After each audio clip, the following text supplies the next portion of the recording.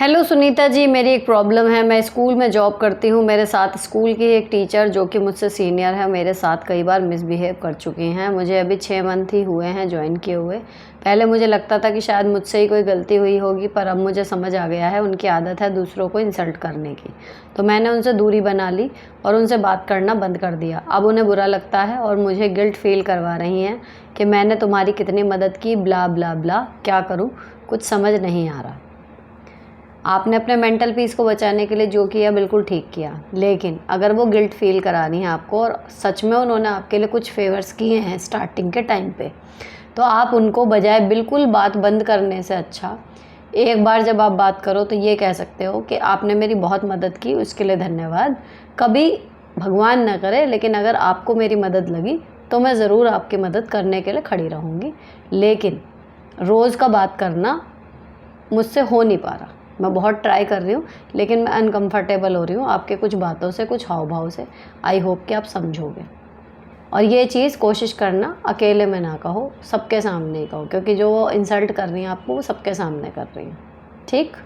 इसी तरीके के एपिसोड 97 में आए हैं 140 कमेंट्स। देखते हैं उनमें से कितने सवाल हैं, कितनी सक्सेस स्टोरीज़ हैं और कितनी केवल थैंक यू हैं। तो चलो आज का वीडियो शुरू करते हैं।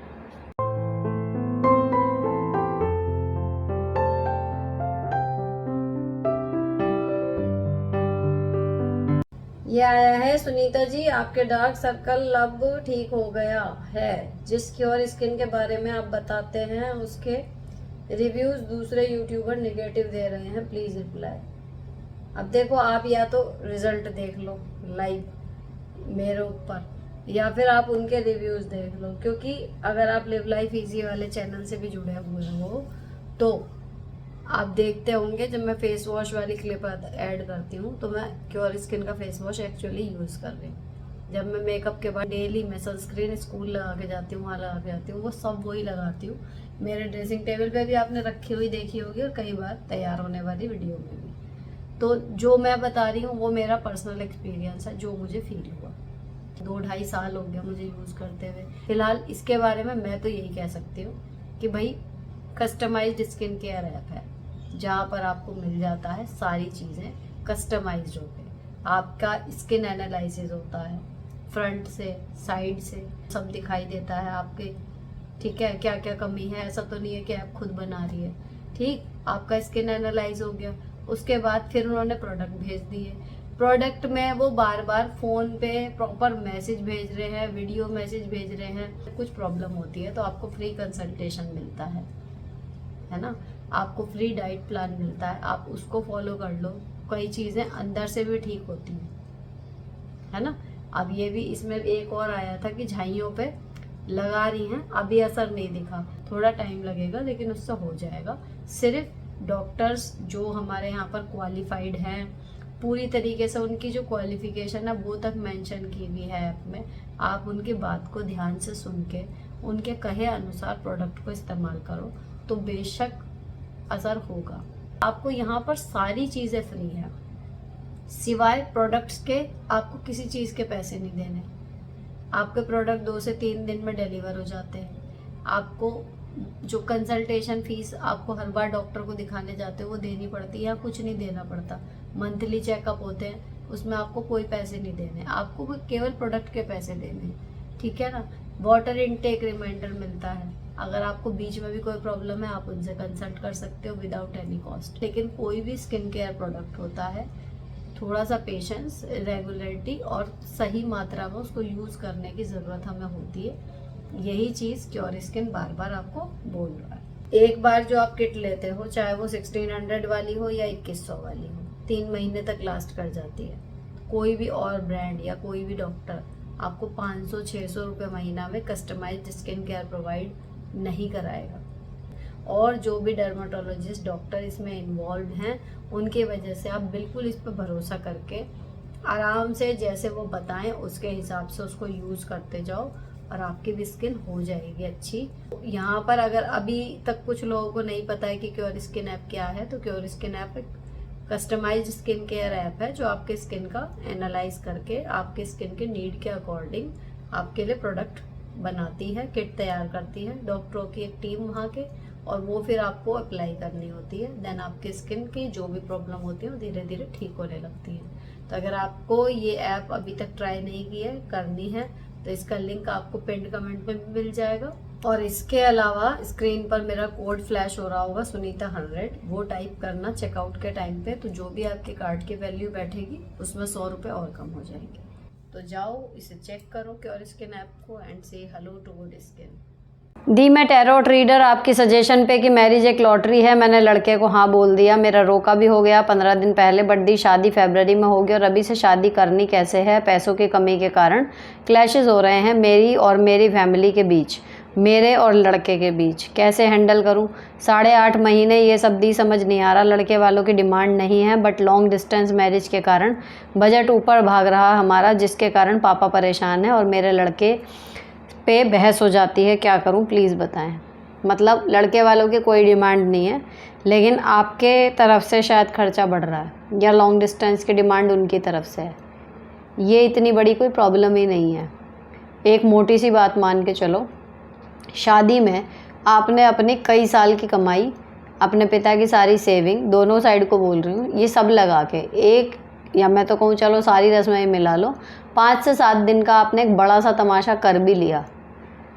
उसके बाद जो लोग शामिल होंगे अपनी अपनी बढ़िया बढ़िया तैयार होकर फ़ोटो खिंचवाएंगे, अपनी डीपी चेंज करेंगे, अपनी रील्स बनाएंगे, एंड देन ओवर। अब जो बच जाएगा डेप, या फिर जो भी बच जाएगा आपका आगे जो आपने जमा पूंजी ख़त्म कर दी, वो खाली खाते वो आप लोगों के बचेंगे। तो शादी में या मकान में यही 2 चीज़ें होती हैं जो लोग कहते हैं कि अपनी हैसियत से ऊपर आदमी कर जाता है, लेकिन सोच समझ के खर्च करना चाहिए। अगर आप सिंपल शादी भी करेंगे और आपके बीच में क्लैशेस ना हो, आपके और आपके होने वाले पति के बीच में, सोच के देखो ना, अगर शादी से पहले ही क्लैशेस हो रहे हैं तो स्टार्टिंग ही आप गलत नोट पे नहीं कर रहे। तो कहीं ना कहीं बात अगर ये है कि लॉन्ग डिस्टेंस या फला लहंगा या इस तरीके के बैंकेट में मुझे करनी है, अगर आपका बजट ओवर जा रहा है तो कट करो ना उन चीज़ों को। सिंपल, किसके लिए करना है? आपके सुखी वैवाहिक जीवन के लिए। मान लो आप 50 लाख की शादी कर रहे हो, मैं तो मान के चलूँ, ठीक है, आप 25 लाख की कर रहे हो, मैं मान के चलूँ, आपका बजट है 15 लाख का, तो आपको 15 लाख में ही समेटनी है। मैं तो कहूँगी अगर 15 लाख का बजट हो ना, तो भी 10 लाख में समेटने की कोशिश करो शादी। कितना भी बड़ा तमाशा कर लो, कितना भी छोटा, आपके ऊपर होती है। एक नॉर्मल एवरेज शादी जो होती है वो भी कर सकते हो, आने वालों को कोई फ़र्क नहीं पड़ रहा। लेकिन अगर मान लो आपका 15 लाख का बजट है, आपने 10 लाख में समेट लिया और वो 5 लाख आपके काम आएंगे, आपने मतलब आपके माँ बाप ने दे दिए, आपने अपने अकाउंट में डाल लिए, कुछ नहीं करा, उनकी एफडी करा दी, उन्हें एसआईपी में इन्वेस्ट कर दिया, कुछ भी कर दिया, आपके हाथ में चीज़ रहेगी। और वही 5 लाख आपने किसी और एक फालतू खर्चा जोड़ लिया, उसमें बना लिया, या फिर आपने लहंगा अभी आप पहन रही हैं 80,000 का, 90,000 का आपने पहन लिया 1.5 लाख का। ठंडे दिमाग से सोच के देखो, जिनके लिए आप स्टेटस मेंटेन कर रहे हो ना, एक्चुअली किसी को कोई फ़र्क ही नहीं पड़ता। बहुत अच्छा पहन लिया, अरे उसका लहंगा अच्छा था, सामने वाले को भी हो सकता है चुल लग जाए, या फिर बस अच्छा लग रहा था, हाँ लहंगा अच्छा था ना, दैट्स इट। बैंकेट हॉल कितना बढ़िया था ना, हाँ हाँ, बस उसके बाद क्या। और मान लो एवरेज है, तो शायद उनका ध्यान भी ना जाए कि हाँ जैसी नॉर्मल शादियाँ होती हैं ऐसी था, उसमें क्या नुकसान है। नुकसान तब हो सकता है थोड़ा बहुत आपकी सामाजिक प्रतिष्ठा का, अगर आप 1 लाख का महीना कमाने वाले एक लेवल पे हो और आप 20,000 वाले के लेवल पे उतर के शादी करोगे, फिर बिल्कुल ही सिंपल कर लो। कहने वाले तब भी चुप हो जाते हैं कि भाई नहीं करा कुछ, लड़की के लिए घर बना के दे दिया। समझ रहे हो? तो कोई समझदारी नहीं है शादी के बजट को लेके खींचातानी करने की, कलेश करने की। और कोई बात है तो लगता है कि हाँ भाई सोच समझ के फ़ैसला आगे लो, आगे बढ़ना है नहीं बढ़ना है। लेकिन अभी भी वही है कि शादी है तो जुआई, कितना ही सोच समझ के कर लो, किस्मत में अच्छा लिखा होगा तो ज़रूर मिलेगा, किस्मत में बुरा लिखा होगा तो कितना ही ठोक बजा के ले लेना रिश्ता, कुछ ना कुछ प्रॉब्लम होगी। तो बी पॉजिटिव, और इस खर्चे को तो आप प्रैक्टिकली देखो सॉल्व कर सकते हो, ये बिना मतलब की लकड़ी है, इसे मत लो। I am preparing for a review officer post. एक दिन में 7 से 9 सब्जेक्ट कैसे कंप्लीट करें और 8 से 10 घंटे स्टडी कैसे करें, सीटिंग हैबिट कैसे इंक्रीज़ करें। देखो सारी चीज़ें तो ऑब्वियसली ये होती हैं आपकी इच्छा शक्ति पे।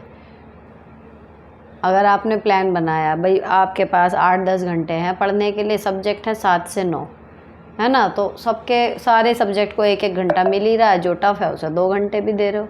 मुद्दा तो ये है 8 से 10 घंटे एक्चुअल में निकाल पा रहे हो।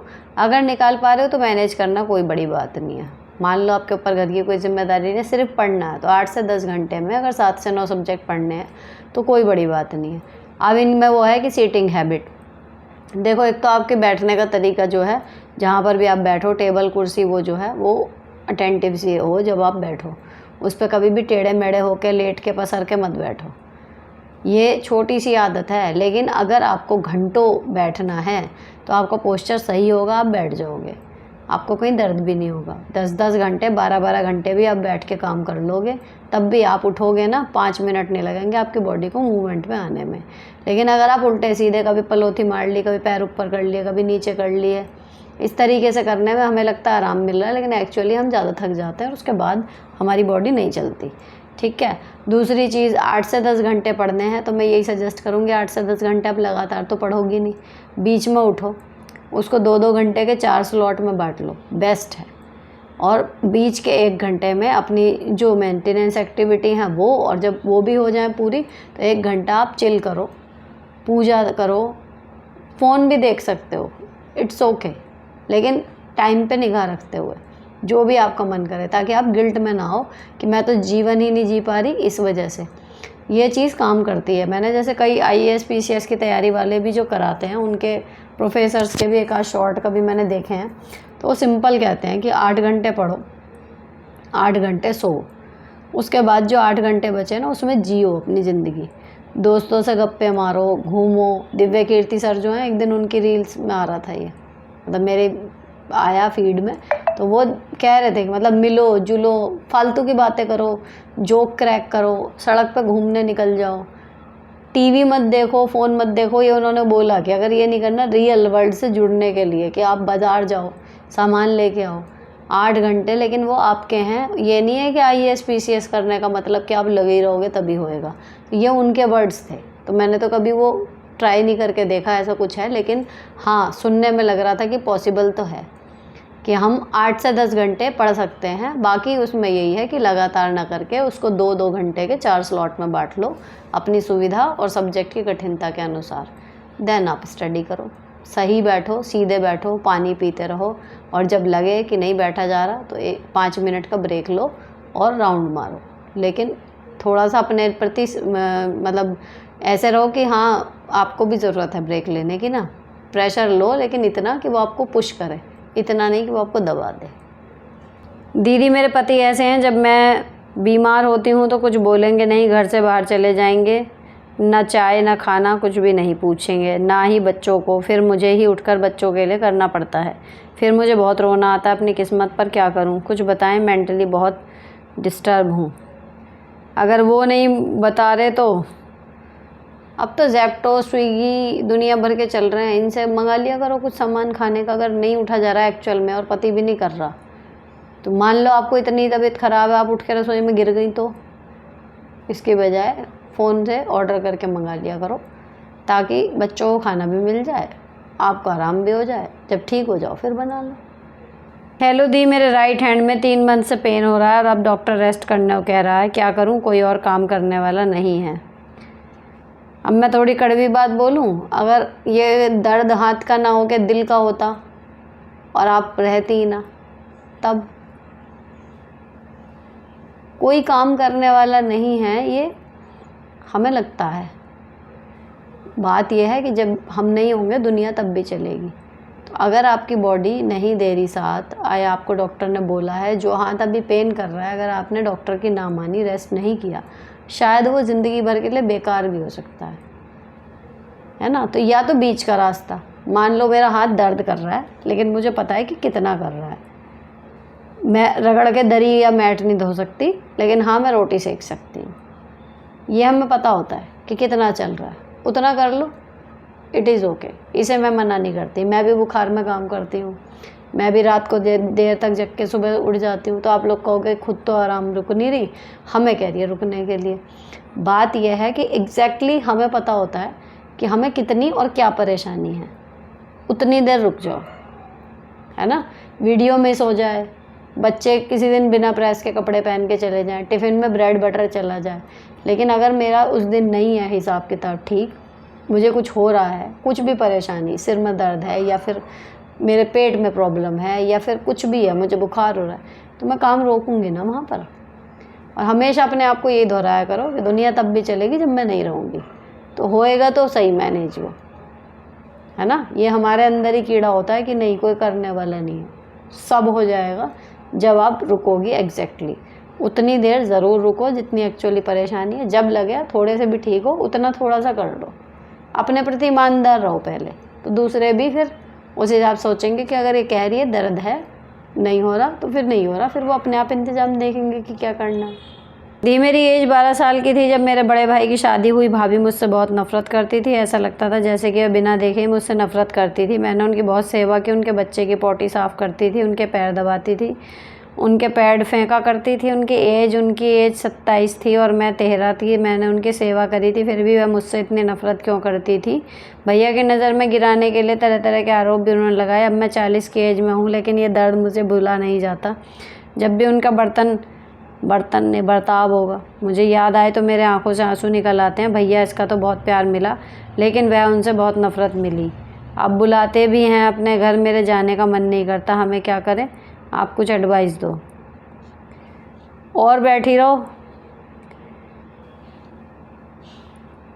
12 साल की उम्र में जो हुआ, 40 साल की उम्र तक उसका सोग मना रही हो, तो बाकी बची हुई भी सोग ही मना लो। अब भी क्यों ही निकलना उस चीज़ से। बात कड़वी है लेकिन सच है, एक लिमिट होती है यार हर चीज़ की। अगर कोई आपको रोज़ एक ही जोक सुनाए तो आप रोज़ एक ही जोक पे उतने हंसते रहोगे। 2 बार 3 बार हंस लोगे, कम हंसी होती जाएगी, चौथी 5वीं बार में आपको हंसी भी नहीं आने की। सेम चीज़ दुख की भी तो है, किसी का बुरा बर्ताव भी तो ऐसा ही है। कब करा आप 40 साल की हो के 12 साल की उम्र को अभी तक रो रहे हो कि वो हुआ था, ये हुआ था। आपको तो ज़रूरत ही नहीं है दूसरे को भी कि कोई दूसरा आए और आपकी ज़िंदगी झंड करे। आपने खुद ही कर रखी है बिना मतलब। बुरी लग सकती है आपको ये बात, लेकिन है ही बात यही। क्या ही मतलब है, 12 साल की उम्र में पता नहीं क्या क्या हुआ था हमारे साथ, तो हम उसको सोच के 40 साल की उम्र में रोएंगे क्या। अब बुला रहे हैं चले जाओ, क्या पता उनके दिमाग में क्या चल रहा था। और अगर आपके जो आरोप लगाए वो इतने संगीन हैं, तो फिर भी एक कट ऑफ होता है, अपनी शादी हो जाती है, गृहस्थी होती है, अपने बच्चे होते हैं। कहाँ भाई भाभीयों के बर्ताव याद करने बैठेंगे हम कि उन्होंने मेरे को ऐसे किया था और मैंने उनका ये किया था। ठीक है, जो उस टाइम पे आपको सही लगा, आपके पास ऑप्शन जो थे आपने कर दिया, उस भलाई का भला भगवान देंगे। जो उन्हें समझ में आया उन्होंने वो कर दिया, तो उस चीज़ को कब तक पकड़ने का इरादा है भाई। आज अभी से अगर थोड़ा भी मुझे मानते हो, आज और अभी से इस चीज़ से निकलो। भाभी मिले, हाँ जी मिल लो, नहीं मिले घंटा फ़र्क पड़ना चाहिए आपको। 12 साल की आप थी, वो ज़माने लद गए, अब बाहर निकलो, दुनिया आगे निकल गई और आप अभी अपने भाभी के व्यवहार को ही लेके बैठी हुई हो। आपका घर कितने स्क्वायर फीट में है? 94 गज में। चलो नेक्स्ट। मैं मन में तो टू डू लिस्ट बना के काम करती हूँ तो छूट जाते हैं। कुछ काम हिसाब लिखना और टू डू लिस्ट बनाने में बड़ी मुश्किल लगती है, थोड़ा डिटेल में समझाएं दीदी। एंड वो बाय बर्थ परफेक्ट रिप्लाई सुन के खूब मज़ा आया, आगे से चिपका देंगे ऐसे लोगों को। ठीक है, टू डू लिस्ट के बारे में बात करते हैं। अक्सर मैं करती हूँ लिव लाइफ ईजी वाले चैनल पे, उसी पर करेंगे, यहाँ पर वो बात नहीं करते हैं। नेक्स्ट 99। क्या मेरी बेटी तो आज मैथ्स में पासिंग मार्क्स भी नहीं लेके आई, क्या ही बोलूँ। आज तो लंच का स्वाद भी नहीं आया, ना व्लॉग देखने का मन, बस मन को शांत रखने के लिए आपको देख रही हूँ, क्या ही करूँ। Hope you remember. मुझे याद है। चलो नेक्स्ट दी एक वीडियो में एक पर्सन दिखाता है कि वो 2 घंटे ही सोकर पढ़ता है, यूपीएससी की तैयारी करता है। क्या ये पॉसिबल है? मुझसे तो नहीं हो पाया, कोशिश की। देखो, हर आदमी का हिसाब किताब अलग होता है, सोने उठने जगने का, और उसकी विल पावर पे डिपेंड करता है कि वो क्या है। लेकिन 2 घंटे की नींद में 1 दिन 2 दिन हफ्ता आदमी कर सकता है, लगातार महीनों या सालों तक नहीं सर्वाइव कर सकता। ये बहुत ज़्यादा कम है ना। बाकी वो वही है, मुझे खुद भी लगने लगा। वीडियो में लोग इतना झूठ परोस रहे हैं कि कुछ चीज़ें मतलब मैं जेन्युइन भी कर रही हूँ ना, तो लोगों को लगता है वीडियो के लिए कर रही है, वीडियो के लिए। अभी जो नए लोग जुड़ रहे हैं इस टाइम पे लिव लाइफ ईजी वाले चैनल से, तो अगेन कुछ कमेंट्स ऐसे आने शुरू हो गए कि ओ माय गॉड, वीडियो के लिए इतना परफेक्शन, ये वो। और मुझे ये पढ़ के गुस्से की बजाय हंसी आ जाती है। मैं कहाँ परफेक्ट, सारा घर मेरा जैसे का तैसा, जो जहाँ पड़ा वो वहीं पड़ा रहता है, मैं वैसे ही शूट कर रही हूँ। कभी मेरे काम आगे पीछे हो रहे हैं, मैं शेड्यूलिंग कर दोबारा रीचेंज कर रही हूँ। कभी मैं सिंपल पराठे और अचार से हम लोग नाश्ता कर रहे हैं ना, मैं सतरंगा खाना बना रही हूँ। कितनी बार ऐसा होता है 3 मील में से एक ही मील समझो थोड़ा रंग बिरंगा सा मैं बना देती हूँ, 2 मील बिल्कुल सिंपल होते हैं। मतलब कहाँ से परफेक्शन नज़र। अब अगर ये सिंपल लिविंग भी आपको किसी को लग रहा है कि वो परफेक्ट है, तो अब उसमें बताओ मतलब। अब जो 2-3 साल से लगातार देख रहे हैं उनको तो समझ में आ गया कि है ही ऐसी, है ना, मेरे बारे में कि नहीं ये इसका लिविंग स्टाइल है ही ऐसा। अब जो नए जुड़ रहे हैं उनको वो भी लग रहा है कि ये तो too good to be true है, तो उन्हें लगता है वीडियो के लिए दिखा रहे हैं। तो ये वीडियो में जो दिखा रहे हैं ना लोग, मतलब मेरे को बहुत वो लगता है इस चीज़ के लिए कि 10 झूठों के बीच में शायद एक सच्चा भी उन्हीं में गिना जाता है, फिर वो वाली बात होती है। अब ये वीडियो में दिखा दिया 2 घंटे, लेकिन प्रैक्टिकली पॉसिबल नहीं है। हफ्ते 2 हफ्ते, मतलब देखो घर में शादियां होती हैं, माएँ नहीं सोती, आपने देखा होगा, है ना, 8-8 दिन हो जाते हैं। कोई बीमार हो हमारे घर में, महीनों तक हमारी नींद डिस्टर्ब हो जाती है, लेकिन दिन में हम झपकी लेते हैं और हम पूरे दिन दिमाग का काम नहीं कर रहे होते, शरीर का कर रहे होते हैं। फ़र्क होता है। लेकिन एक तैयारी करने वाले बंदे को उस दिमाग में जो वो स्टोर कर रहा है उसको रिचार्ज होने के लिए भी तो टाइम लगेगा। वो कब होगा? ऐसे तो पागल हो जाएगा इंसान। तो नहीं है मेरे हिसाब से भी पॉसिबल। आपको बिल्कुल ठीक लग रहा है, तो ऐसे बिल्कुल ही हवा में जो चल रहा है ना, उसकी कॉपी करने का, कॉपी तो देखो किसी को भी करने की कोशिश करनी नहीं चाहिए, अपने हिसाब से काम करने चाहिए। कहीं से कुछ अच्छा लगा ट्राई कर लो, हुआ तो ठीक, नहीं हुआ तो समझ जाओ कि आपके लिए नहीं है। नेक्स्ट, प्रणाम दी, कैसे हो आप? आपने पहले ही मुझे आंसर दिया है। मेरा मायका नज़दीक है, मैं किराए में रहती हूँ, जॉब भी करती हूँ, बहू और माँ का व्यवहार अजीब सा है। अभी पूछते हैं, कभी बिल्कुल भी मुंह नहीं लगाते। मेरी सोचने की बीमारी है, मैं टेंशन में रहती हूँ इन लोगों की वजह से। सोचती हूँ नौकरी करती हूँ, इग्नोर करूँगी तो बोलेंगे घमंडी है। मैं बहुत टेंशन में हूँ दी, इनके बिहेवियर से हेल्प करो। क्यों हो किसी के बिहेवियर से टेंशन में? आप अपनी नौकरी कर रही हो, आके घर का काम कर रही हो, सब कुछ कर रही हो, ठीक है। अब आपकी भाभी और किसका, माँ का, बहू और माँ का व्यवहार अजीब सा है, तो मतलब मुझे नहीं पड़ता सही में फ़र्क। मैं यही आपको सलाह देती हूँ, अगर हम अपनी लाइफ में इतने बिजी हैं, मान लो हमारे आसपास 2-3 लोग हैं जो इरिटेट कर रहे हैं हमें लगातार, क्या वो टेम्परेरी नहीं है? जब आप अपने लीक पे चलते रहोगे, आप आगे बढ़ते रहोगे लाइफ में, क्या वो पीछे नहीं छूट जाएंगे? जब आपको उनसे फ़र्क पड़ना बंद हो जाएगा, क्या वो इनविजिबल नहीं हो जाएंगे थोड़े टाइम बाद? होएंगे। करके देखो। अपने आप में रहना सीखो, अपने बेटरमेंट के लिए काम करना सीखो, और जिस सिचुएशन से आप इरिटेट हो रहे हो उसमें ध्यान से देखो, आपके करने के लिए कुछ है तो उसे कर दो, और अगर नहीं है तो फिर उसे छोड़ दो।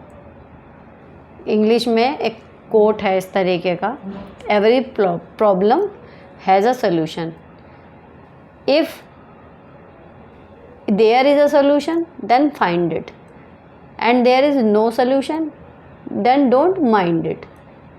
तो यानी कि सोल्यूशन तो है, अगर वो आपके हिसाब का है तो उसको ढूंढ लो, अगर वो आपके हिसाब से नहीं है कुछ भी करने के लिए आपके, तो फिर उसको दिमाग में मत जगह दो। तो ये सिंपल सी चीज़ है, आप दूसरों का बिहेवियर बदल नहीं सकती। अब आप क्या डर रही हो कि अगर मैं ना बोली तो वो कहेंगे घमंडी है? कह लें घमंडी, आप हो जाओगी घमंडी। मान लो उन्होंने 10 लोगों से कहा कि ये तो बड़ी घमंडी है, बात ही नहीं करती, आपको क्या लगता है मेरे बारे में नहीं होती होंगी बातें? किसी से मतलब ही नहीं रखती, बाहर ही नहीं निकलती, गॉसिपिंग में नहीं हूँ तो क्या होता है, उससे क्या ही फ़र्क पड़ जाएगा। 8-10 लोग कह रहे हैं, ठीक है कह रहे हैं, लेकिन जब कभी जाती हूँ गैदरिंग में, किसी फंक्शन में जा रही हूँ, कुछ हो रहा है, सबसे मिल रही हूँ, सबसे जुल रही हूँ, सबसे नमस्ते हो रही है, मजाक हो रहे हैं, हंसी हो रही है, डांस चल रहा है, सब कुछ हो रहा है। 1 मिनट में वो बनी बनाई इमेज जो पिछले कई महीनों में बनी थी वो सब ख़त्म हो जाती है और सबको ये लगता है अरे तो बढ़िया है। तो आप जो हो ओरिजिनल, केवल उसको पक्का करो, कोई क्या कह रहा है उससे फ़र्क इतना नहीं पड़ेगा बाद में। इतने स्ट्रॉन्ग बनो, मतलब जैसे सूरज को किसी को बताना नहीं पड़ता कि रोशनी वहाँ से आ रही है, वो प्रूव्ड है कि वो है, ऊपर है, चमक रहा है। ऐसे बनो। किसी के कहने से कि आप घमंडी हो, आप घमंडी नहीं बन जाओगे। आप वो हो जो हो, तो जो हो उसको बढ़ाओ। आप एक्चुअल में अपनी पर्सनैलिटी में क्या हो वो बन रहे रहो बस। किसी के लिए ना बदलो, ना किसी के लिए सफाइयाँ दो। मैम आपकी फैमिली भी क्या आपके वीडियोस डेली देखते हैं क्या? प्लीज़ बताना ज़रूर। देखो जी, इसकी तो मतलब मेरी फैमिली मतलब मेरा पति और मेरे 2 बच्चे, ठीक है, बस फैमिली ये। अब इसके आगे अगला पड़ाव आता है, मेरे दिमाग में पूरा प्रायोरिटी चार्ट है, उससे अगला पड़ाव आता है जो एक्सटेंडेड फैमिली आप जिन्हें कह सकते हो, ठीक है। उसके और नीचे जाओगे तो फिर बाकी के आते हैं नाते रिश्तेदार, सब देखते हैं वीडियोज़ मेरी। मुझे आइडिया नहीं था, लेकिन मुझे इन लोगों ने आके बताया है कि हाँ तुम्हारी वीडियो सब देखते हैं। अब डेली देखते हैं, ओकेजनली देखते हैं, ये मुझे नहीं पता, लेकिन देखते सब हैं। कोई नहीं बच रहा है ऐसा जो देखता ना हो कि मैं क्या कर रही हूँ।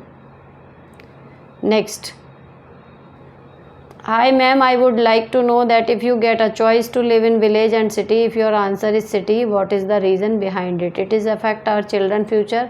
Is it tough to live in the city in the financial term because I want to shift from the village to city? देखो जी, मेरा तो 2-3 पीढ़ी शहर में ही है, तो कभी गांव में रहने का मेरा तो कोई चांस ऐसा पड़ा नहीं कि जाऊं या ना जाऊं। गांव में रह के पढ़ाई की है, नौकरी की है, तो एक्सपीरियंस हॉरिबल था, ठीक है। और मेरी बहन की शादी गांव में हुई थी, तो उसको भी अगर मैं देखूं तो फिर मैंने शादी के टाइम पे डिसाइड कर लिया था कि भाई मैं चाहे यहाँ पे गरीब से शादी कर लूँगी शहर में, लेकिन मैं गांव में नहीं करूँगी।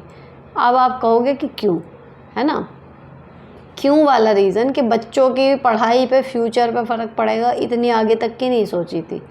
जब मैंने जॉब करी है या जब मैंने ट्रेनिंग करी है तो मुझे समझ में आया कि गाँव वालों के सोचने का तरीका शहर वालों के सोचने के तरीके से बिल्कुल अलग होता है। उनकी फ्रीक्वेंसी ही अलग होती है। जैसे मैं बता रही हूँ, 3 पीढ़ी हमारी तो शहर में ही है, मैंने कभी गांव देखा ही नहीं। सीधे बस नौकरी के लिए जब निकली हूँ, जब गांव देखा, सालों लग गए, समझ ही नहीं आती थी कि वो चल क्या रहा है उनके दिमाग में। हम किसी चीज़ को कुछ और तरीके से देख रहे हैं, उनका कुछ अलग ही चैनल लग रहा होता था।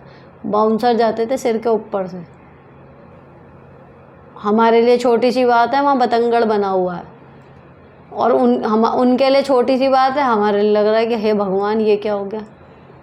तो गांव और शहर के लोगों के सोचने का तरीका ही बिल्कुल अलग होता है। तो आप उसमें एक दूसरे से ट्रांजिट करोगे ना तो बहुत परेशानी आएगी ही आएगी। गांव वाले को शहर में आके वो फिर भी कर जाता है एडजस्ट, और शहर वाला तो गांव में जाके भाई साहब हो जाएगा पागल। ये फैक्ट है, बिल्कुल अलग होता है सोचने का तरीका। वो तो बाद की बात है, बच्चों पढ़ाई है, वो पढ़ाई तो देखो मुझे लगता है सब जगह है। जो गांव वाले बच्चे हैं वो खूब आ रहे हैं कॉलेजों में पढ़ने के लिए, खूब कंपटीशन वाले एग्ज़ाम भी निकाल रहे हैं, सब कुछ कर रहे हैं। तो पढ़ाई तो देखो हो जाती है, बोलचाल में भले फ़र्क आ जाता हो, लेकिन पढ़ाई तो गाँव में रह के भी बच्चे कर लेते हैं। लेकिन मेन जो है, अगर आप शादी करके जा रहे हो, बीइंग अ वुमन, अगर आप शहर के हो, आप गाँव में ना जाओ, फिर तो मैं यही सलाह दूँगी। मैम मेरी बेटी 12th साइंस में है, कॉन्सेप्ट स्कूल में 4 बजे आती है, घर पर आकर कुछ नहीं पढ़ती, मोबाइल 15 मिनट लेती है, फिर टीवी 1 घंटा, फिर सो जाती है, फिर 8 बजे उठती है, कहती है टीवी खाती है, टीवी देखती है, फिर सो जाती है, सुबह नहा के नहीं जाती, शाम को नहाती है, ब्रश भी नहीं करती, ब्रश। मैं कुछ कहती हूँ तो हमारी बहस और लड़ाई हो जाती है मेरी बेटी के साथ, प्लीज़ रिप्लाई। 12th में आके ऐसी है वो, ये थोड़ा ज़्यादा है। छोटा बच्चा तो करता है, देखो 12th में आके तो खुद ही अपने लुक को लेके बच्चे इतने कॉन्शियस हो जाते हैं कि नहाना, ब्रश करना, सजना संवरना, ज़्यादा पॉलिश्ड लुक उन्हें खुद ही समझ में आने लगता है। रही बात इसकी कि आके जो वो पढ़ती नहीं है, देखो जब इतना लंबा स्कूल है ना तो कई बार बच्चे थक जाते हैं, कई बार के थक ही जाते हैं।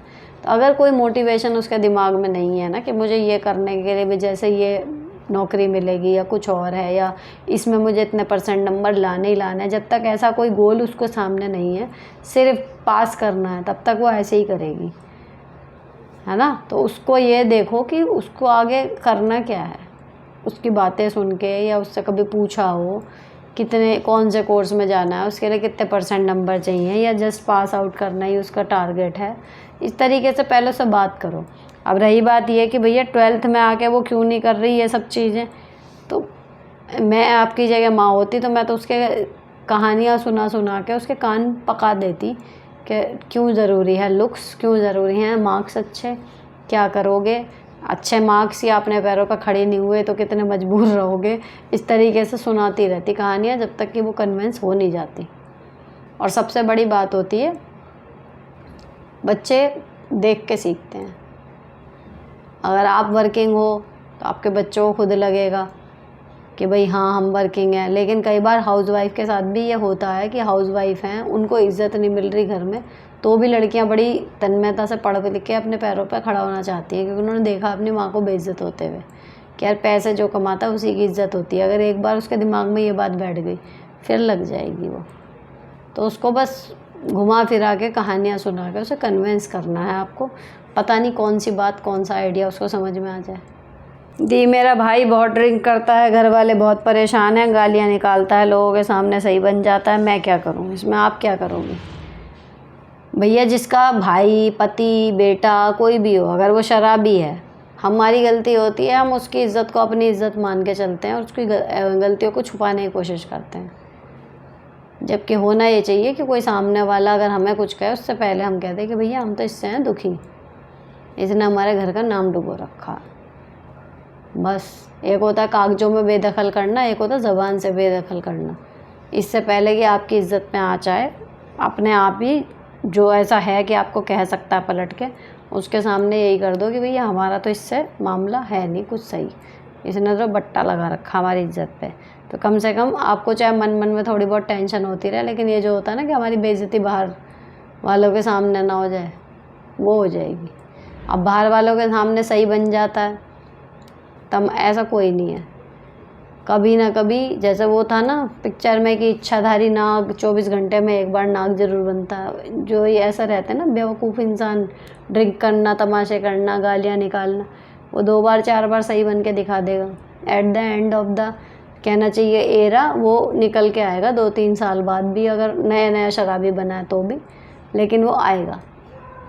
सबको पता होती है किसी न किसी दिन, सब देख लेते हैं लाइव कि वो क्या है। तो आपको ये चिंता करने की ज़रूरत नहीं है कि सबके सामने वो सही बन के दिखा रहा है तो हम कहीं गलत लग रहे होंगे।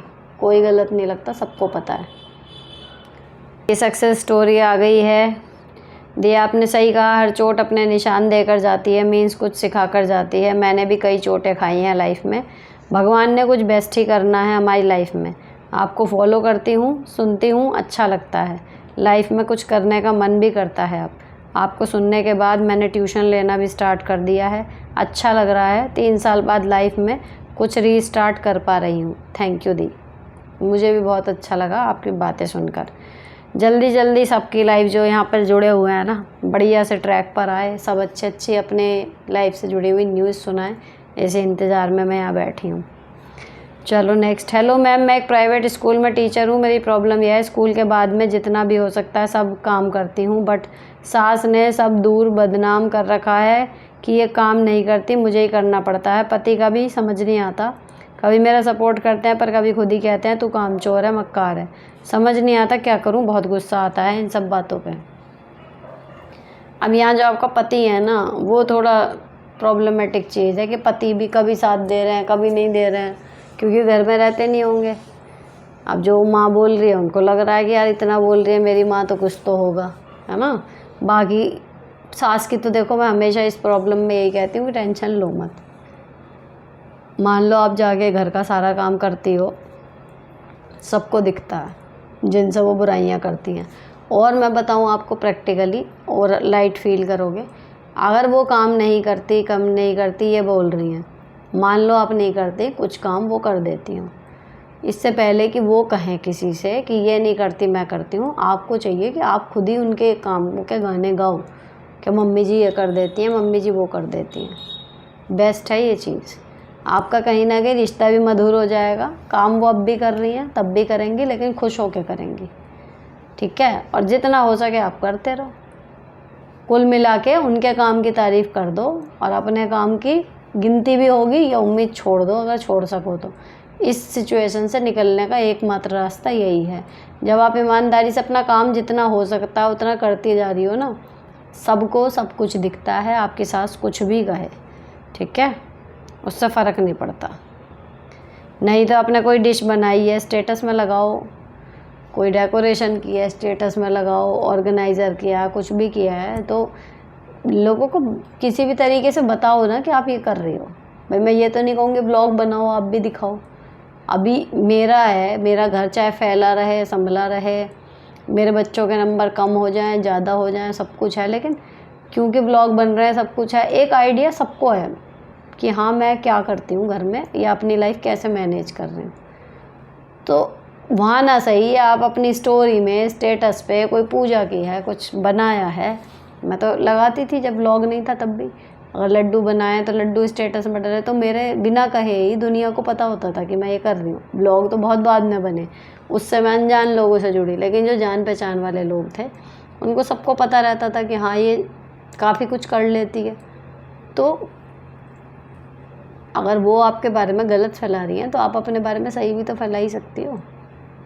मैम मैंने पहले भी एक क्वेश्चन पूछा था, आंसर नहीं आया। अभी मेरे इन लॉ से हम 2 मंथ से अलग रह रहे हैं, वो अपने न्यू होम में गए हैं, हस्बैंड अच्छा कमाते हैं बट 1 रुपया भी नहीं देते किसी भी खर्च के लिए, आते हैं खाते हैं सोते हैं, कभी नहीं कहते कोई ज़रूरत है। मैं जॉब करती हूँ, खर्चा भी करती हूँ, पर अब सोचती हूँ ऐसे कब तक चलेगा।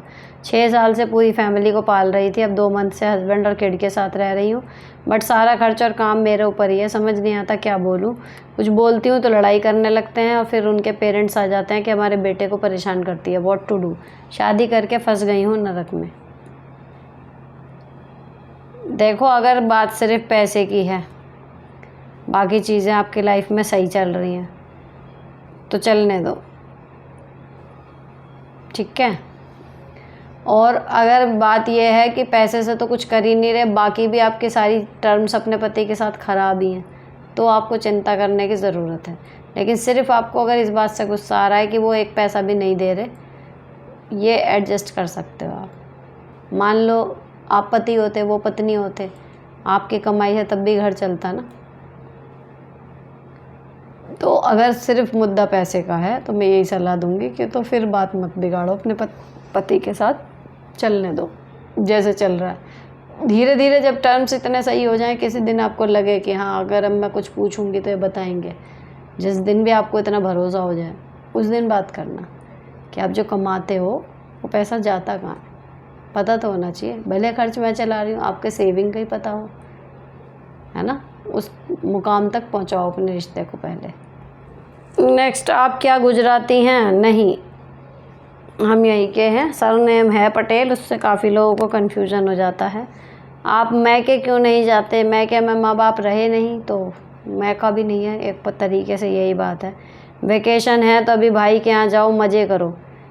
भाई ऐसा है, सबका अपना होता है, किसी को लगता है वो भाई के यहाँ या कहीं और जाके मज़े करेगा, मेरे को लगता है मेरा खुद का घर स्वर्ग जैसा है, टच वुड है ना, कोई प्रॉब्लम नहीं है। तो मुझे मन ही नहीं करता मेरे घर से कहीं और जाके रहने का।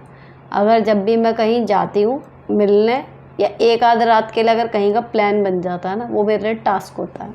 सही बताऊँ तो एक होता है ना घर में रह रह के बोर हो गए, कहीं तो निकले कहीं तो निकले, वो अलग बात है। हम ट्रिप प्लान कर लें कहीं, वो एक अलग चीज़ हो जाती है कि चलो अब घर से बाहर निकलेंगे कहीं ट्रिप पे।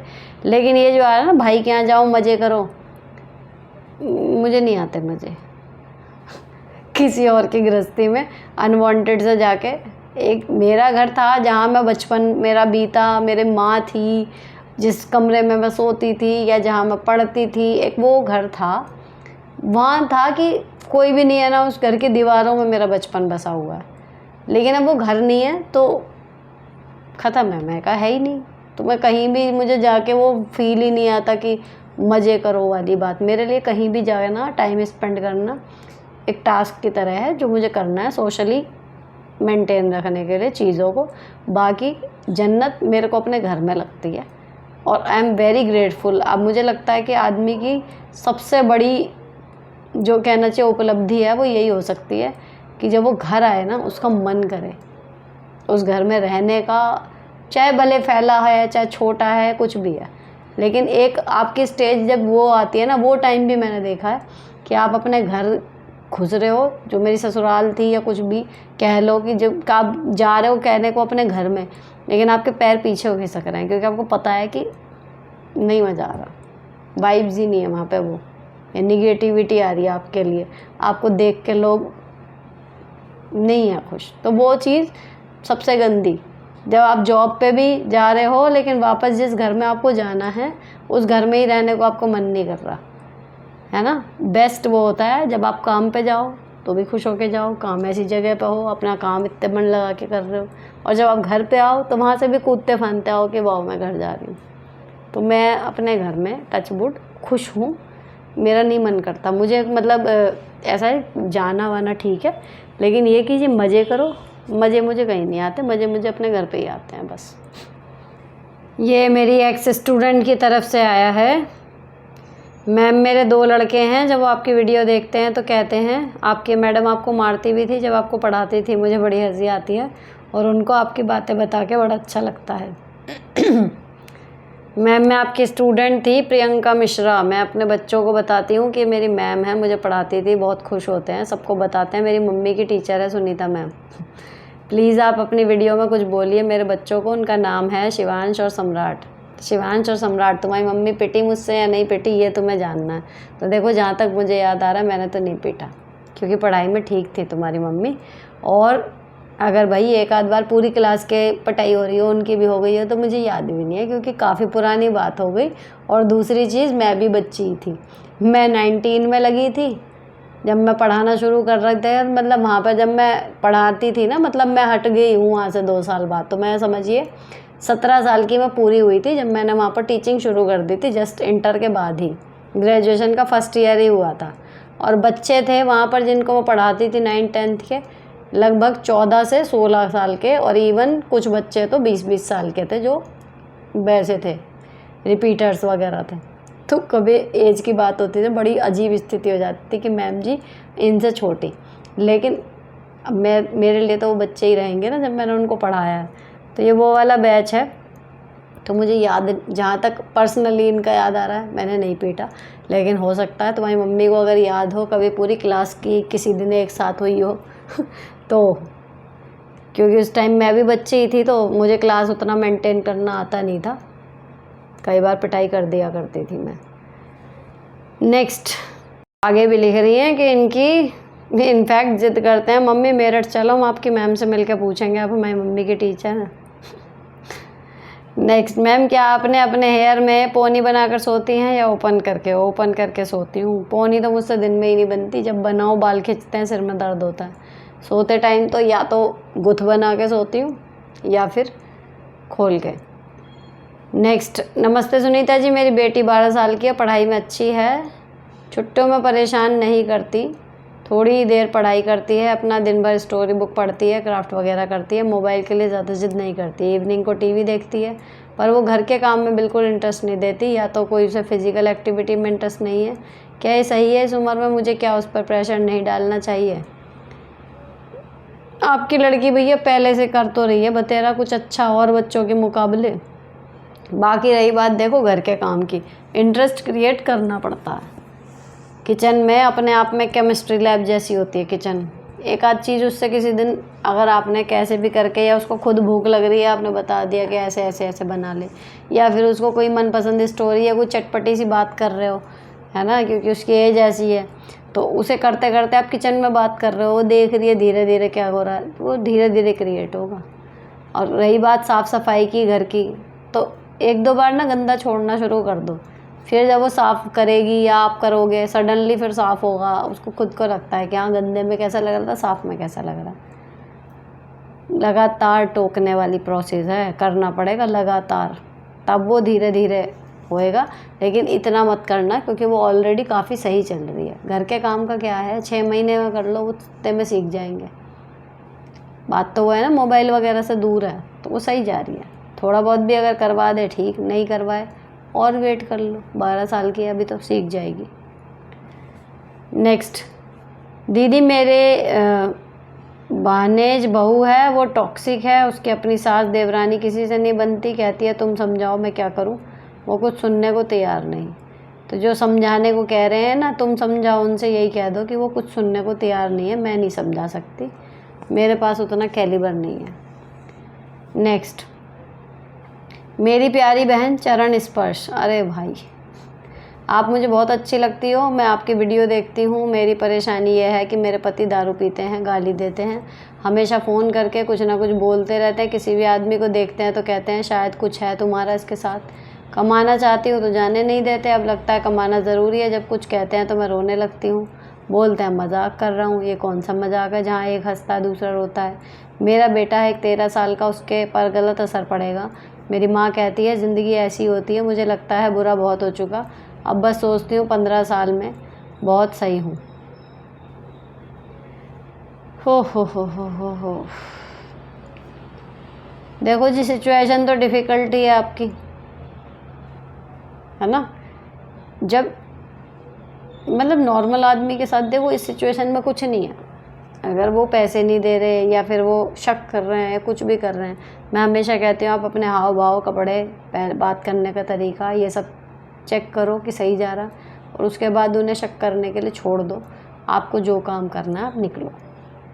आप घर में रह रही हो तो भी वो नाम जोड़ रहे हैं, बाहर जाओगी तो भी जोड़ेंगे। दिक्कत आती है दारू वाले के साथ, जब आदमी अपने होश में ही नहीं है तो उससे आप क्या ही बात कर लोगे, बात ये होती है। लेकिन अगर हिम्मत करनी है तो सिंपल जो काम करना है, जो नौकरी करनी है, उसको करने के लिए निकलो। नाम आपका वैसे भी लगा रहे हैं, वैसे भी लगा रहे हैं।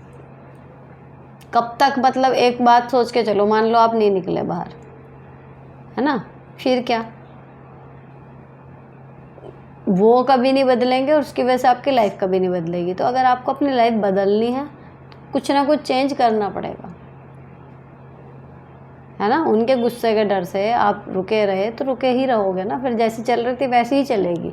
अगर लाइफ चेंज करनी है तो हिम्मत करके काम के लिए निकलना पड़ेगा। जब कुछ चेंज करोगे तो ही लाइफ चेंज होएगी, नहीं करोगे तो जैसी चल रही है वैसी ही चलेगी। Last time I told you about my PhD viva. My in-laws came to attend the event because my mom came. Now problem is on the day of final viva I was not able to give my 100%. That is different story. But in front of in-laws that low confidence is making me guilty. Even after getting doctor with my name, after 5.5 years of hard work, how can I come out of that guilt? I thinking they must be judging me. यही तो है in laws का जलवा। यही बात है, इतना ज़्यादा तोड़ दिया जाता है लड़की के कॉन्फिडेंस को। अगर वो कॉन्शियस होके अपने कॉन्फिडेंस, अपने आत्मसम्मान की रक्षा ना करे तो कितनी भी पढ़ी लिखी हो, कितनी भी काबिल हो, कितनी भी हुनरमंद हो, उसको पैर की जूती बना देंगे लोग। सबके ऊपर लागू होती है चीज़। लेकिन अगर लड़की अपने गुणों के साथ साथ उनकी रक्षा करना भी सीख गई ना, कि भैया मैं जो हूँ, जो मेरी अच्छाइयाँ हैं वो किसी के बुरा कहने से बुरी नहीं हो जाएंगी, ये स्ट्रॉन्ग माइंड लेके आप शादी में जाओ। किसी का नुकसान मत करो, किसी का अपमान मत करो, लेकिन अपना भी किसी को मत करने दो। सिर्फ ये होता है, जाते ही दबा के रखने की कोशिश होती है, हर घर में होती है। तो अब यहाँ पर आप डॉक्टर हो, वहाँ पे चलो वाइवा बिगड़ गया, ठीक है, मैं तो ये कहूँ, जो चीज़ पास्ट में हो चुकी उसको तो बदल नहीं सकते। अब इसका बेस्ट तरीका इस ट्रॉमा से निकलने का ये है, दोबारा ऐसा कोई मौका आए जिसमें आपको अपने सास ससुर के सामने परफॉर्म करने की अपॉर्चुनिटी मिले, उसमें आप बढ़िया परफॉर्म करोगी, उसके बाद ये चीज़ डाइल्यूट हो जाएगी, फिर आप भूल जाओगे इसे। तो नेक्स्ट टाइम भी अगर ऐसा कुछ हो तो डर के मारे ये कि उन्हें बुलाना नहीं है, इसकी बजाय उन्हें ज़रूर बुलाना और इस बार कर दो काम बढ़िया। हाय मैम, मेरे हस्बैंड अभी 4 व्हीलर सीख रहे हैं, मुझे बैठने में डर लगता है, क्या करूं? बेल्ट लगा के बैठो और उनसे मत कहो कि आपको डर लगता है, उनका कॉन्फिडेंस और हिल जाएगा। डर लग रहा है अपने अंदर रखो, बेल्ट लगा के बैठो और भगवान का नाम जपते रहो। मुझे भी बहुत लगा था जब शुरू शुरू में चला रहे थे, तो मैंने यही किया था। एक और छोटी सी जो मतलब ये राय जो काम करती है ना, भेज दिया करो यार किसी की लाइफ में, अगर काम कर रही है और नहीं भी कर रही तो भी थोड़ा सा, क्योंकि मुझे भी आइडिया हो ना कि क्या चीज़ें सही जा रही हैं क्या चीज़ें नहीं जा रही हैं, वहाँ पे सोचने की ज़रूरत है दोबारा। ये आया, हेलो सुनीता जी, आपको देखकर अच्छा लगता है, आपसे बहुत कुछ सीख रही हूँ। आपने जो नज़र उतारने की एक्टिंग करने के लिए बताया था वो मैंने अपने नेबर्स के आगे किया तो उनके घर में खलबली मच गई और मेरी हंसी नहीं रुक रही थी। थैंक यू, बहुत सारा प्यार आपको। मज़ा आता है अगर इन चीज़ों को गेम की तरह लो। मैं एक गृहिणी हूँ, मेरे 2 बच्चे हैं, दोनों बाहर नौकरी करते हैं, मन नहीं लगता बच्चों के बिना घर में। घर से बाहर निकलो, एरोबिक्स, योगा, कोई भी क्लब ज्वाइन कर लो जहाँ पे जा सकती हो, हॉबी क्लासेस। जो कभी सोचती थी सीखूंगी शादी से पहले क्या थी उसको सोचो, शादी की शुरुआत में क्या थी उसको सोचो। कुछ ऐसी चीज़ें होंगी ना जो घर परिवार की जिम्मेदारी में चलते छूट गई होंगी। कुछ नया सीखो, इन शॉर्ट एक टैग में तो आपको एक हिल्ला मिल जाएगा, कहना मेरी मम्मी के शब्दों में, तो उसमें आप लगी रहोगी तो पता नहीं चलने का कि घर में बच्चे हैं नहीं हैं। उल्टा आपको बढ़िया लगेगा कि तल्लीनता से वो काम आप कर पा रही हो बिना किसी डिस्टर्बेंस के। चलो नेक्स्ट। हेलो दी, मेरी 2 बेटियां हैं, दोनों के हेयर्स बहुत थिन हैं, इनको घना करने के लिए कुछ कर सकते हैं? कर तो बहुत कुछ सकते हैं, मतलब अगर बाल हेयर फॉल की वजह से कम हो रहे हैं तो अलग ट्रीटमेंट्स होते हैं, अनियन जूस है या कुछ है। लेकिन अगर ग्रोथ ही कम है तो उसके लिए बहुत है, मतलब 2-3 तो चैनल ही डेडिकेटेड इसी पे हैं जो यही चीज़ें बताते हैं। उनमें से कोई भी एक चीज़ पकड़ो, करके देख लो, सिंपल है ना। जैसे अभी मेरी नंद ने मुझे बताया था, उसने ट्राई किया था, क्या था, हल्दी और कॉफ़ी, शायद ये 2 चीज़ें, मतलब शायद मेरे बनाने से बताना मत, शायद ऑर्गेनिक यू करके कोई पेज था यूट्यूब पे, चैनल था, उसमें से देख के उसने बनाया कि उसको बस फेंट लिया और अपने नॉर्मल शैम्पू में मिला दिया और उससे धो दिया तो उसके बाल बड़े सुंदर से हो गए। तो ये तो बाल फ्रीजीनेस ख़त्म करने को, ऐसे बाल नए बाल उगाने का भी बतेरे होंगे जुगाड़, लेकिन ऐसे मैं आपको बता दूं ऐसे उगलने के लिए मेरे पास कुछ नहीं है फ़िलहाल, क्योंकि टच वुड ठीक ठाक ही हैं बाल सबके। तो बस हफ्ते में 2 बार शैम्पू और कंडीशनर, उससे हमारा तो काम चल जाता है। कभी हेयर फॉल बढ़ता है तो फिर वो मेथी दाना, कड़ी पत्ता वगैरह लगा लेते हैं। तो बाल मजबूत करने का या मोटे करने का, नहीं तो आप होम्योपैथिक की दवाई भी ले सकते हो। होम्योपैथिक की दवाइयाँ असर कर जाती हैं। मेरी भतीजी के साथ थी ये प्रॉब्लम, उसके बाल बहुत पतले थे बचपन में, तो उसको होम्योपैथिक की दवाई खिलाई थी 2-3 महीने, उसके काफ़ी अच्छे हो गए थे बाल।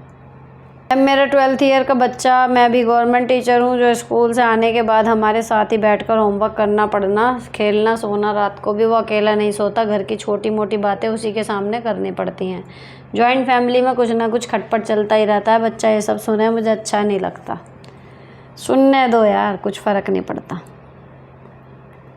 आप मान लो किसी के लिए बुराई कर रहे हो, मान लो आप किसी की भी जिसने आपके साथ कुछ गलत करा, ऐसे शब्दों का प्रयोग मत करो जिससे आपकी कहीं ना कहीं इमेज डाउन हो रही है। अपने से उम्र में बड़े वाले को गालियाँ निकालोगे या बुढ़िया बोलोगे या बुढ़ा बोलोगे, वो गलत जाता है बच्चे पे। गुस्से में भी या उनकी कोई गलत बात भी अगर डिस्कस कर रहे हो ना, तो जो उनका रिश्ता है, चाची, मामी, भाभी, अम्मा, सासू माँ, जो भी है, तमीज़ से बोल के बात करो। बाकी बच्चों को पता होना चाहिए घर में क्या मैटर चल रहे हैं। सब कुछ ना सही, पहली बात तो इतनी ज़्यादा नहीं है, इतने बड़ी बात नहीं, कहते हैं बच्चों के सामने मत करो ये वो, बच्चों के सामने भाई एक दूसरे को गाली मत दो। इम्पैक्ट क्या गलत पड़ेगा? आप मान लो किसी पड़ोसन को या किसी रिश्तेदार को पीछे दे रहे हो गंदी गंदी गालियाँ या उल्टा सीधा बोल रहे हो, सामने आ गया आप उसके सामने फिर कुछ और हो, वहाँ आप अपनी इमेज बच्चों की नज़र में ख़राब कर रहे हो। वहाँ आपको बच्चा कंफ्यूज हो जाएगा कि गाली वाला सही था, वो करूँ या ये करूँ, फिर वो भी यही सीख जाएगा, दो फेस रखना। लेकिन अगर आप नॉर्मल हो, किसी ने आपके साथ बुरा करा, आप जस्ट डिस्कस कर रहे हो कि यार ये चीज़ अच्छी नहीं लगी, वो बच्चा भी सीखेगा कि हाँ कोई चीज़ अच्छी नहीं लगती तो कैसे उसके सामने स्टैंड लेना, क्या करना है। तो जब ऑप्शन ही नहीं है तो कोई बात नहीं, मत छुपाओ कुछ ज़्यादा। 952 जय श्री कृष्णा मैम, मैंने आपकी वीडियो देखी, बहुत अच्छी लगी। मेरी परेशानी ये है, मेरे हस्बैंड जॉब करते हैं एयरफोर्स में, बट मैं जॉब गांव जाती हूँ। मेरे सास ससुर खेत में काम करवाते हैं, दिन रात उनके ताने सुनते हैं, हर काम में कमी निकालते हैं, थोड़ी देर भी रेस्ट नहीं कर सकते। गांव के लोग हैं, उनको लगता होगा लगातार काम करो, और ऊपर से बहू, वो तो करती ही रहे, वो तो बिना चाबी की गुड़िया है, इसमें चाबी भी भरने की ज़रूरत नहीं होती। चलो नेक्स्ट। दीदी मैंने बताया था ना कि सास बात नहीं कर रही, अब मुझे अलग कर रही है। दिक्कत यह है कि मेरे हस्बैंड अकेले हैं, बस उनकी 2 बहन मैरिड हैं, लेकिन सास ससुर ने मेरे 10 साल के करे कराए पर पानी फेर दिया। कभी कोई सपोर्ट, कोई इमोशनल फीलिंग नहीं है उनके मन में हमारे लिए। क्या मैं न्यारी हो जाऊँ? हाँ जी हो जाओ, क्योंकि जिसने 10 साल का नहीं रखा वो आगे और 20 साल भी कर लोगे उसका भी नहीं रखेगा। हो जाओ, इट्स ओके। हाय दी, आपकी वीडियोस मुझे बहुत अच्छी लगती हैं, बहुत कुछ सीखने को मिलता है, कितना बोलना है कितना नहीं। थैंक यू दी। मेरी बेटी 7th में है, 6th में उसकी परसेंटेज 86 आई थी, लेकिन वो और अच्छा भी कर सकती है, ध्यान से नहीं पढ़ती, क्या करूँ दी? Please help me. ट्यूशन लगवा लो। कई बार हमारे से बच्चे नहीं पढ़ते नियम से, लेकिन अगर ट्यूशन में अच्छी टीचर कहीं मिल जाए या उसके स्कूल की कोई मैम हो, ट्यूशन लगा दो तो मे भी अपने कैलिबर को वो पा ले। नेक्स्ट। हेलो दी, मैं आपको बहुत पसंद करती हूँ, तीनों चैनल को शुरू से देखती हूँ, आपके वीडियो की आदत हो गई। मेरी शादी को 16 साल हो गए, एक बेटी है 10th क्लास में स्टडी करती है। मेरी समस्या मेरी सास से है। मेरी सास के साथ मैं एडजस्ट नहीं कर सकती, क्योंकि कुछ साल वो मेरी ननद के पास रह कर आई है विदेश। हम पति पत्नी और बेटी आपस में सही तरीके से रहते थे, अब हम तीनों को अच्छा नहीं लगता उनके साथ। अतीत में कुछ ऐसा हुआ जो मेरे को और पति को अच्छा नहीं लगता। मैं कमेंट को क्रिस्प रखना चाहती हूँ। मेरी सास से मेरे पति की भी नहीं बनती, अकेले रहकर अब साथ रहना अच्छा नहीं लग रहा, क्या करें दी? ज़रूर बताना, लव यू। अब सास के साथ अच्छा लग नहीं रहा, आपके पति को भी नहीं अच्छा लग रहा, या तो जो नंद है उनसे बात कर लो, अगर थोड़ी समझदार होंगी, और वहाँ पे अगर इनके जेल हो रहा है मामला, वहाँ रह लें, है ना।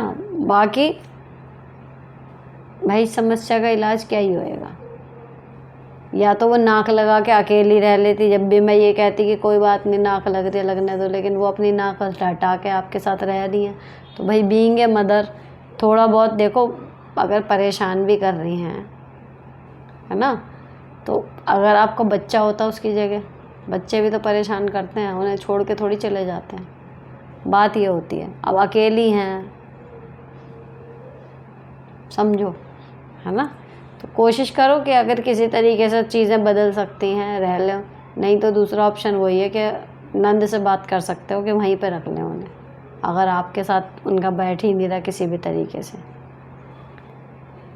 चलो जी, मुझे गाड़ी चलाना सीखनी है, मगर डर लगता है कैसे कॉन्फिडेंस ले आऊँ। मेरे में खुद ही नहीं है कॉन्फिडेंस इस मामले में। भाई देखो, ड्राइविंग मुझे लगता है सीखी नहीं जा सकती, थोड़ी सी ब्लड में होती है ना।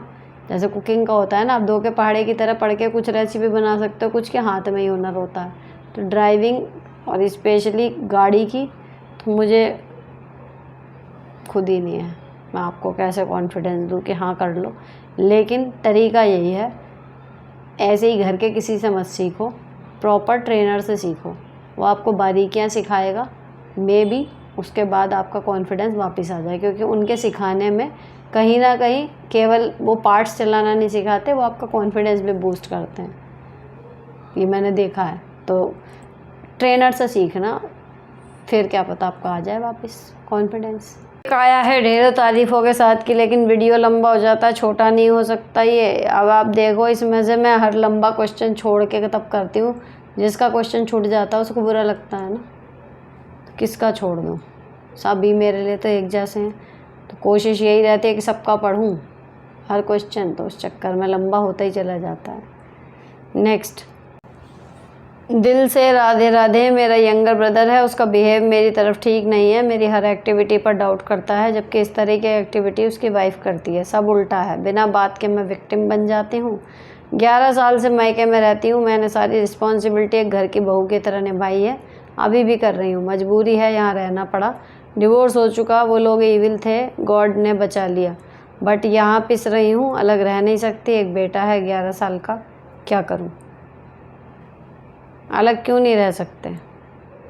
अगर आप अपने मैके में ठीक नहीं हो भाई, एटलीस्ट आप रसोई अलग कर सकते हो, मेरे को जो लगता है। मकान ना भी हो, चलो सिक्योरिटी इशू है, अकेले बच्चे को लेकर रहोगे, जॉब भी है, उसमें ये कर सकते हो आप, अपनी रसोई अलग कर सकते हो।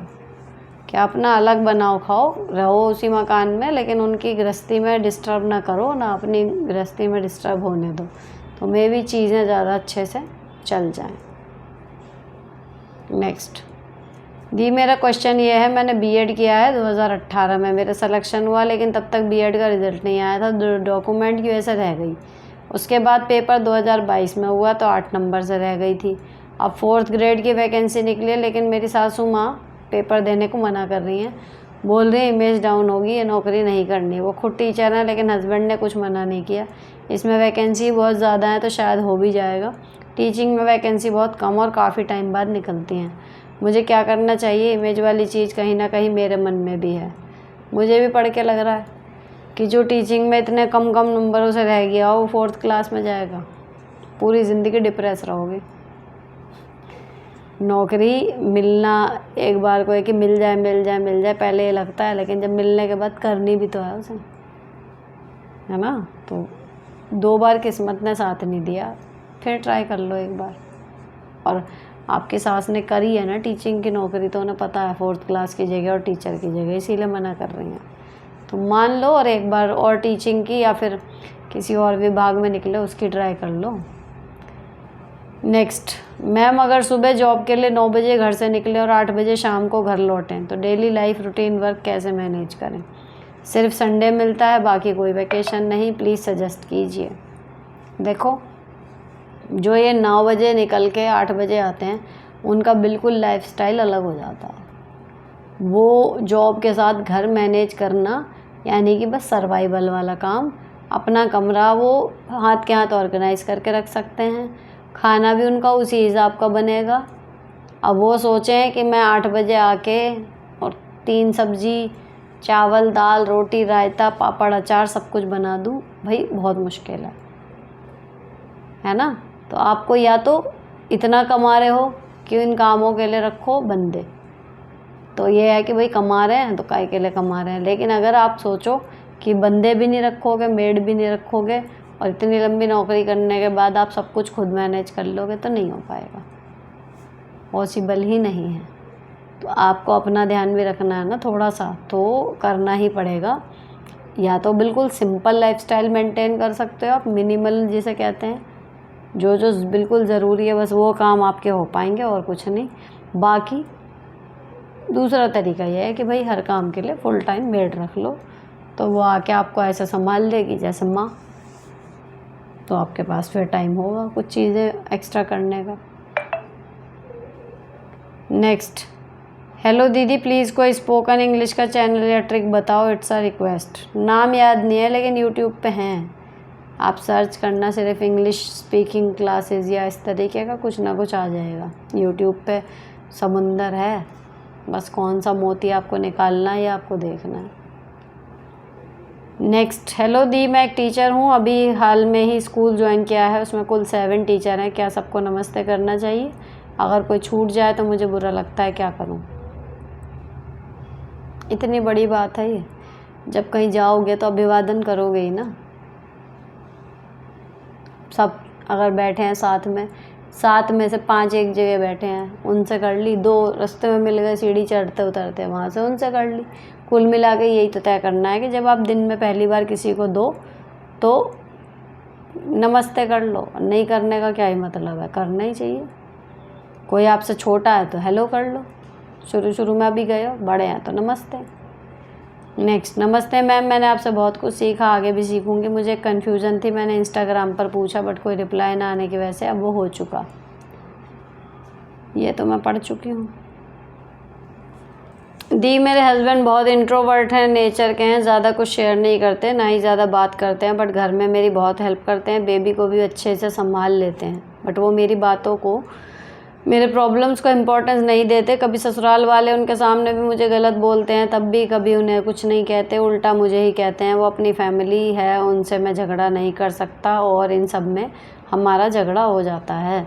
फिर मुझे बहुत बुरा लगता है। मैं घर का सारा काम ठीक से और टाइम पर करती हूँ, टीचर भी हूँ, इस वजह से हमारी इमोशनल बॉन्डिंग ख़राब हो रही है। प्लीज़ बताएं मैम मुझे क्या करना चाहिए। देखो, आपके हस्बैंड इंट्रोवर्ट भले हैं, लेकिन कहीं ना कहीं मुझे लगता है, पता नहीं क्यों, उनको ऐसा लग रहा है कि जो आपका और उनके घर वालों के बीच का मुद्दा है उसमें गलती आपकी है। इसलिए वो ना तो आपकी प्रॉब्लम्स को प्रॉब्लम्स मान रहे हैं और ना जब आपका किसी से क्लैश हो रहा तो आपकी साइड ले रहे हैं। कहीं ना कहीं उनको ये लग रहा है कि जो आप सोच रही हो या जो आप बोल रही हो वो बेकार की बात है। एक बार दोबारा सोचो कि जो आप परेशानी आपको है या जो भी आपको लगता है कि उसमें आपके हस्बैंड सपोर्ट करें, क्या वो बात 100% रॉक सॉलिड है? बिल्कुल सही है वो, है ना? क्योंकि जो आदमी वैसे सपोर्ट कर रहा है, बच्चे को भी पकड़ रहा है, तो यानी कि वो अपने पति पत्नी के सपोर्ट में तो है। लेकिन उनको, जितना मैं समझ पा रही हूँ, मुझे ऐसे पता नहीं क्यों लग रहा है कि उनको आपका थॉट प्रोसेस ठीक नहीं लग रहा। उनको लग रहा है कि आप गलत कर रही हो, तभी इंसान ऐसे करेगा। नेक्स्ट, अभी आज के एपिसोड में पता नहीं क्यों, कोइंसिडेंस है या क्या है, लगभग 8 से 10 क्वेश्चन बहुत बड़े बड़े आए हैं फिर से, वरना बंद हो गए थे आने। अभी 8 से 10 क्वेश्चन ऐसे हैं जो इतने बड़े थे कि मैंने उनको छोड़ दिया। तो जिनके भी क्वेश्चंस के जवाब इस वीडियो में मैंने नहीं लिए हैं, 97 ये वाला करना चाहती हो मेरी तरह नॉन स्टॉप काम, ये वाला जो था ना, ये वाले वीडियो में 140 थे। इसमें से जिन्होंने कमेंट किए थे और उनके जवाब नहीं मिले, वो समझ जाना कि उनका कमेंट लंबा था, इसलिए मैंने छोड़ दिया। आई होप आप समझोगे और नेक्स्ट टाइम अपनी इसी प्रॉब्लम को, अगर आपको टाइम मिले, थोड़ा क्रिस्प करके ये वाले एपिसोड के नीचे लिख देना, ताकि मैं अगले एपिसोड में आपके क्वेश्चन पढ़ लूँ, क्योंकि किसी के भी क्वेश्चन छूटते हैं अच्छा मुझे भी नहीं लगता। ठीक है, तो यहाँ पर ये एपिसोड यहीं पर ख़त्म होता है। मिलती हूँ आपसे नेक्स्ट एपिसोड में। Till then bye bye, stay sorted and stay beautiful always.